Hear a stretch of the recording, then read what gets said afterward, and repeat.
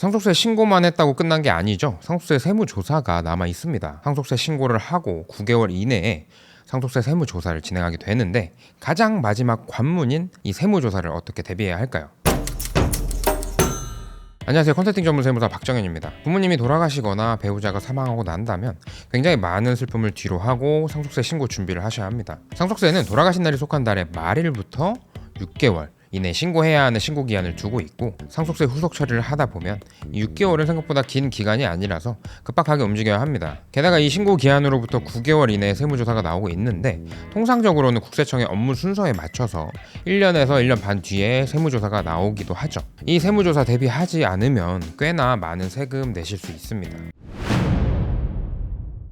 상속세 세무조사는 대부분의 국민들이 두려워하는 것 중에 하나로, 국세청에서 피상속인의 숨겨진 재산을 찾아내고 상속세 신고가 적절했는지 여부를 검토하는 절차죠. 그래서 은닉 재산이 있거나 사전 증여한 재산이 있었음에도 증여세 신고를 하지 않았던 케이스를 밝혀내는 작업이다 보니 상속세 세무조사의 존재 자체만으로도 고의적인 재산 누락을 방지하거나 사전 증여 재산에 대해 성실하게 신고하는 효과가 있습니다. 국세청에서는 일반적으로 돌아가신 분의 10년 내 자료를 파악하게 되는데요. 그래서 상속세 신고 단계부터 10년 내 계좌를 분석을 하고 가족들에게 어떻게 흘러갔는지, 가족에게 준 금액들이 증여인지 또는 단순 실비인지 여부를 파악해서 대비해야만 상속세 세무조사에서도 현명하게 대응할 수 있습니다. 통상적으로 자녀에게 흘러 들어간 자금은 두 종류로 나눠볼 수 있는데요. 자녀가 대신해서 가전제품이나 물품을 구매해 준다든지 하는 실비 성격인 경우가 있는데, 이런 경우에는 당연히 문제가 없겠지만 세무조사 단계에서 소명을 하기 위해 미리 구입했던 영수증들을 챙겨두고 실제 아버님의 필요에 따라 구매해드린 내역인지 증명해야 하죠. 반면 신고되지 않은 증여재산이라면 누락된 증여세와 가산세, 그리고 증가하는 상속세까지 같이 검토해서 어느 정도 예상세금이 나올지 파악하셔야 합니다.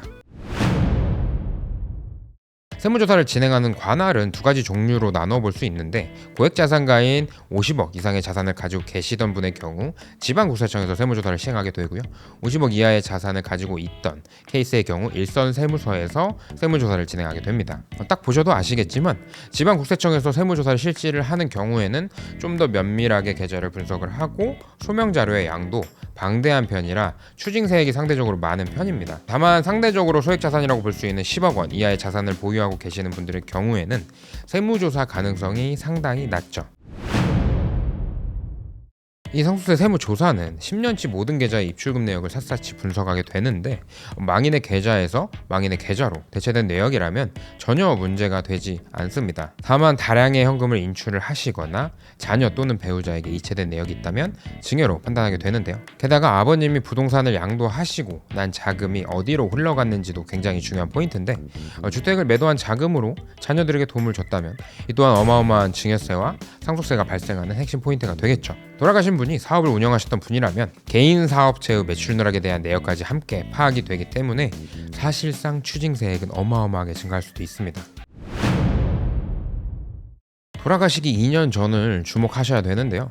1년 이내 2억, 2년 이내 5억이라는 금액을 외워두셔야 합니다. 상속세 및 증여세법 제15조에서 추정상속재산이라는 상속재산의 범위를 규정하고 있는데, 제목 그대로 실제 내가 상속받지 않았음에도 상속받은 것으로 추정해서 과세하는 항목입니다. 이 부분이 가장 무서운 이유가, 어르신들은 현금을 인출해서 사용하시는 경우가 생각보다 많이 있죠. 요즘 젊은 분들의 경우 현금은 불편하다 보니까 일반적으로 신용카드를 사용하게 되는데, 어르신들은 소득이 특별히 없는 경우에는 신용카드 발급이 안 되기도 해서 현금으로 사용하는 경우가 많습니다. 이렇게 현금이 인출된 경우에는 자녀들에게 준 것으로 보아 상속세를 추징할 가능성이 굉장히 높다는 건데요. 만약 부모님이 돌아가시기 1년 이내에 인출된 재산이 2억 원 이상이거나 2년 내에 인출된 재산이 5억 원 이상이라면 추정상속재산 여부를 파악하게 되고요. 앞서 말한 현금 인출 자산의 대부분이 상속재산에 포함될 가능성이 높습니다. 이 2억 또는 5억이라는 기준은 계좌에서 인출된 금액 전체를 기준으로 파악하게 돼요. 예를 들어 일반적인 비용들, 전기요금, 수도요금, 아파트 관리비, 신용카드 사용금액 등 전체 지출액을 파악을 해서 1년 이내에 2억 원이 넘어가거나 2년 이내 5억 원이 넘어간다면 추정상속 재산에 대한 소명을 요구하고, 소명하지 못한 금액에 대해 전부 상속세를 부과하게 되니 반드시 주의하셔야 합니다. 부모님이 돌아가신 슬픔에 꽤 오랜 기간 상속 처리를 하지 못하시는 경우를 많이 보게 됩니다. 심적으로 힘드시더라도 미리 준비하셔야만 적절한 타이밍에 상속 준비를 하실 수 있고요.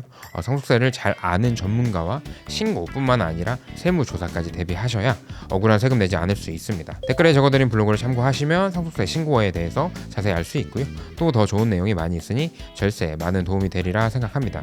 오늘 영상이 도움이 되셨다면 좋아요와 구독, 알림 설정까지 부탁드리겠습니다. 감사합니다.